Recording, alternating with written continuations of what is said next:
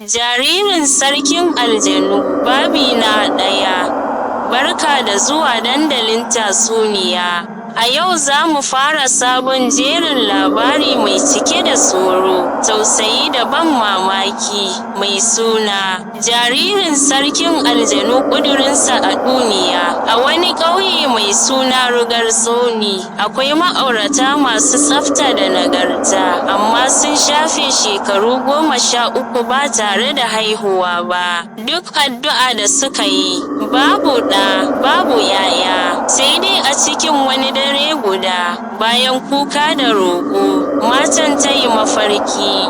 A cikin mafarkinta an ce mata za a bata ɗa amma ba ɗa irin sauran mutane ba, za a bata ɗa mai sarauta, da kuma ƙudiri mai girma, wanda ya shafi duniyar aljanu da ta ɗan adam.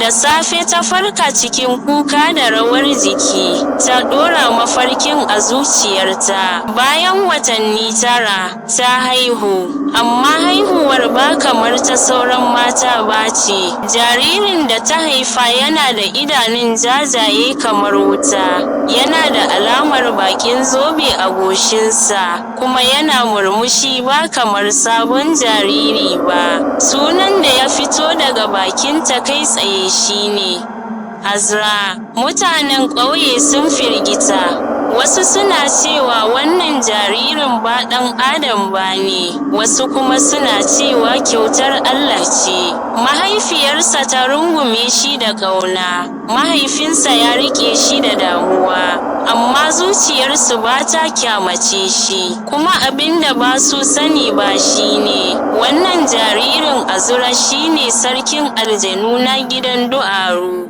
A can ne akwai fadarsa, akwai karagarsa ta zinariya, akwai rundunar aljannu da ke jiransa. Kowace rana yana kama da jariri a duniyar mutane, amma kowace dare, ruhinsa yana barin jikinsa ya koma cikin duniyar duhu, ya hau kan kujerar mulki.